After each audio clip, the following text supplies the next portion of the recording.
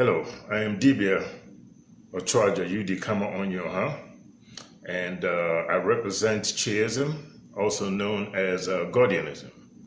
What is Chiism? Chiism is a rendering of African spiritual habits and practices. And what separates Chiism from all other world religion is that the African spoke with God directly without passing through any medium. There was no middleman. From me to Chineke, there is no distance. The governing maxim of Chiism is Biri ka Mbiri, which means live and left live. Even though it says Biri ka Mbiri, its interpretation in English is live and let live, which means that it has universal application. What is Chiism and how did this come about? In 1943, Dr. Nnamdi Azikiwe penned a letter asking the British government for independence within 15 years. And at that time, a lot of Africans, Nigerians, thought that he was crazy. One Anglican Reverend Father actually said, "Does this devil," meaning Zik, think that he could rule himself? I mean, this is how lowly we thought of ourselves. So you can imagine just the kind of chaos asking for independence from Britain caused, in Nigeria at that time. But anyway, in 1948, UAC workers in Burutu were murdered by the British government because they were asking for better wages and refused to work.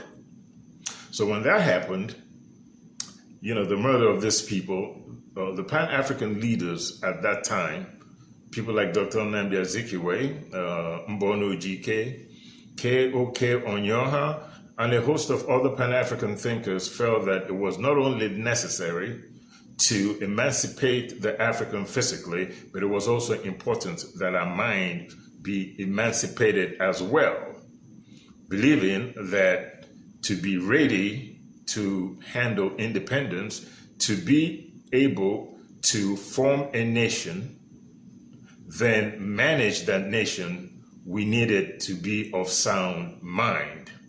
So they formed the National Church of Nigeria and the Cameroons, and Chief K.O.K. Onyioha at that time became its head, the leader of the National Church of Nigeria.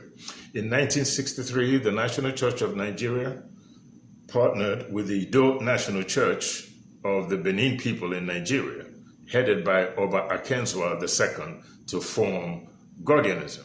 Now, most of these great leaders in Nigeria were members of the National Church of Nigeria, which is Guardianism, but once we got our independence, everybody just seemed to back off for some weird reason, maybe for political reasons, people just kind of backed off. But at that time, it had 1 million followers. Yes, 1 million Nigerians were members of the National Church of Nigeria. Now let's fast forward to today and talk about the effects of foreign religion on our psyche in Africa. The African wanders the globe, acting like we had nothing to do or we had nothing to offer in terms of civilized behavior. We act like we didn't have great civilizations. We act like if it wasn't for the European, we wouldn't have had an educational system. We would not have known God. We would have just been wandering around, flying from tree to tree, like Tarzan or something, which is another story altogether, because I really don't understand how a European ended up in Africa swinging from tree to tree and talking to animals. But those people that have been living in the same village have no ability to talk to the gorillas. That's kind of weird, but that's for another time, for us to discuss that. A great Pan-Africanist whose name is Dr. Henry Clark said that those things that sustained us before slavery and colonization, before the Europeans came to our shores with the Bible and the Quran, must be continued. Those things that sustained us must be continued. Now, what is he talking about? In a nutshell, he's talking about our culture, our way of life, being totally African, being able to embrace who we are without apologies. Other nations do. Being able to coalesce around an idea that brings us together so that when our existence or when our interest is threatened, we have something to rally around. And what is that something that nations rally around when their national interest is in jeopardy or threatened? It is religion. The Israelis, the Jews, rally around Judaism when their interest is threatened. Europeans rally around Christianity when their interest is threatened. The Arabs rally around Islam when their interest is threatened. Of all the isms in the world, Buddhism, Shintoism, Zoroastrianism, Sikhism, Jainism, Taoism, Confucianism, Zoroastrianism, Manichaeism, of all the isms in the world, Africa doesn't seem to have any ism to offer the world as food for thought. We act like we did not know God before the European came to Africa, even though God or Chineke existed in our consciousness. I'll give you an example. Chidimma, God is good. Chukwuma, God knows. Chidiebere, God is merciful. Ngozi, blessings. These characteristics or descriptions of God's goodness to humanity existed before the European came to Africa, before the Arab came to our shores with the Quran. As a Shiist, as a member of Gaudian religion, I believe that every human being has the right to worship God the way they understand best without bitterness. But you cannot throw the baby out with the bath water. There's something known as cross-cultural pollination.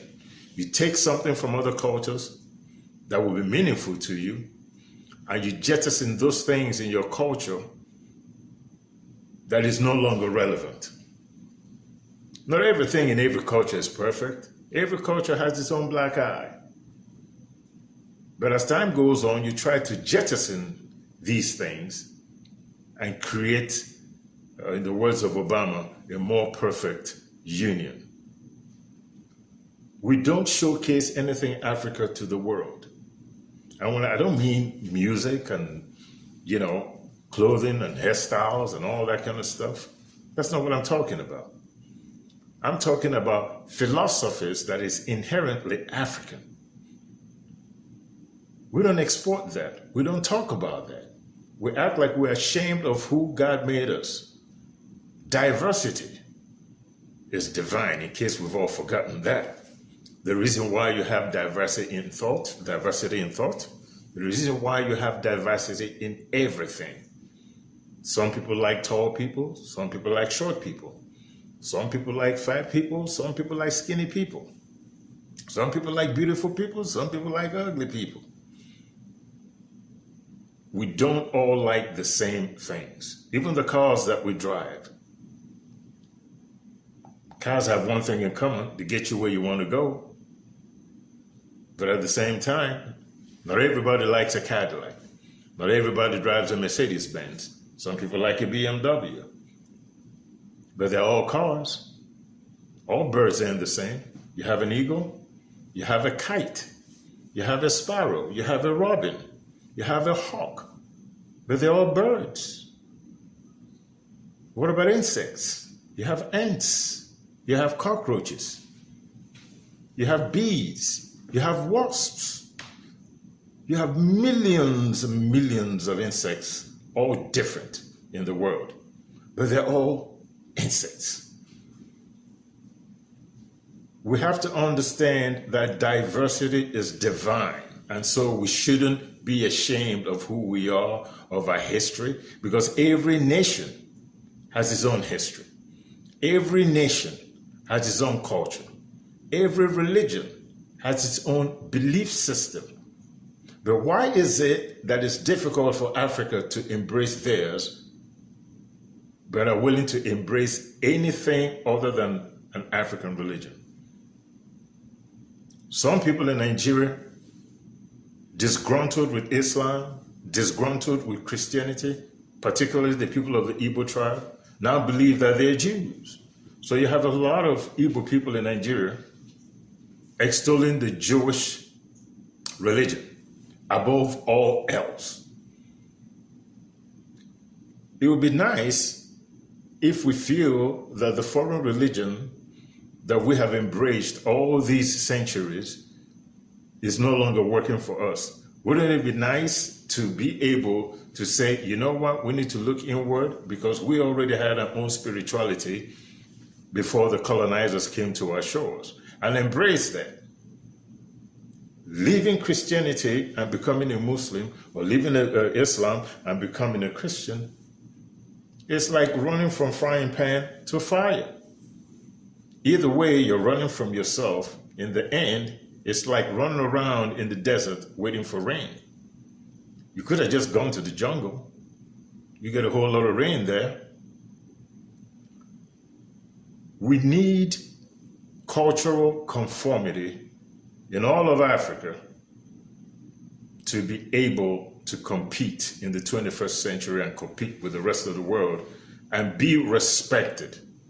We are known all over the world as borrowers and followers.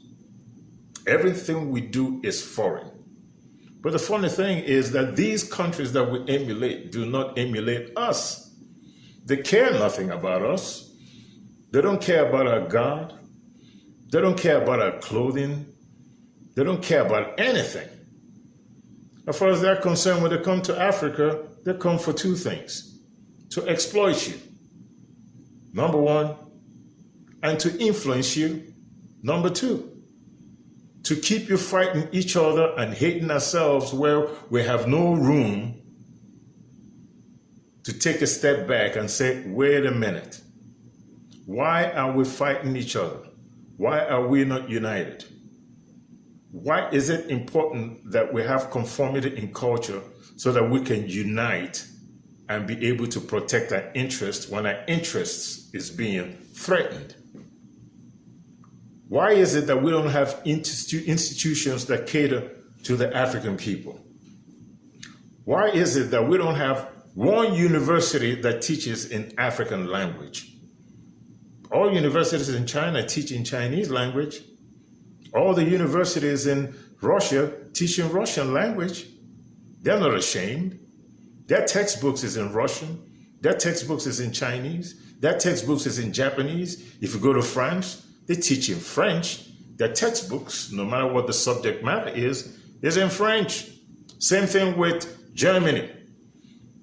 But there is no university in all of Africa or the Black world that teaches in any African language. They're either teaching in French, English, or Portuguese. Why is that? Where is the leadership that says Africa's educational system must also prioritize its religious and spiritual culture? Because all human systems are product of religion. Therefore, it is important that we get back with the source.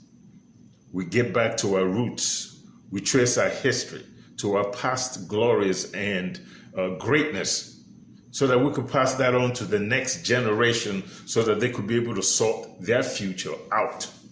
We are not preparing our children. Our children are languishing. If we're fortunate enough, in our minds, we have enough money to send them abroad to get an education, job training, so they could get a job, we do it. And for the most part, our children never go back to Africa. There's a whole lot of us that are abroad, got married abroad, have children abroad, but because of the craziness called Africa, it is almost impossible to come to Africa and try to help change things over there without running into brick walls of corruption, hatred. Why is that? Why is that? Why is it that Africans all over the world cannot go to Africa and be able to flourish over there? Why are Africans running away from Africa, going abroad and living abroad? Even though they want to go back home and help to solve the problems in Africa. Why is it that we can do it? We can't do it. Why? One of the reasons why we can't do that is because of the proliferation of foreign religions in Africa. That tells you that you don't have to worry about your condition right now. Just worry about what happens to you when you die. When you die, you end up in the land full of milk and honey. You end up in the pearly gates, road paved with gold. And if you're Muslim, 72 black-eyed virgins. Kind of makes you wonder sometimes what women in the Muslim world get when they get to heaven. Could it be 72 black-eyed men? Who knows? They haven't clarified that yet. But my point is simply this. We need to pay attention to what legacy we're leaving for our children, because children are the future. And if we don't prepare them and give them the solid foundation that they need to chart their own course, Africa will be lost forever. China is encroaching. It wouldn't shock me one day we're going to wake up in the morning and we'll be singing the Chinese national anthem. We'll be speaking the Chinese language, and we will willingly do it because in our minds, anything that is foreign is superior to anything that is authentically African. There lies the problem. And that is why Africa is in the state that it is right now. No infrastructure, no electricity, no good roads, corruption, self-hatred, green-eyed monster. All these things are symptoms of a larger problem. If you have a fever, is your problem the fever? Or is your problem the root of the cause of your fever? Now, you could take all manner of medicine to suppress the fever, but in the end, unless you tackle the virus or the bacteria that is causing that fever, you're going to end up dead. If you have malaria, your problem is not the chills, your problem is not the fever or the headaches. Your problem is the parasite. That's what you have to tackle to get rid of malaria. Foreign religion is the parasite in Africa. And the mosquito is the European and the Arab. We have to do something about the proliferation of foreign religions in Africa. Because if we don't, we're going to be lost forever. We need to go back to our roots. We need to see value in ourselves. We need to understand that there is nothing that was brought to us from abroad that we didn't already have. And we have to make a concerted effort to redefine ourselves for the good of the continent, for the good of our diasporan communities, and for the future of Africa.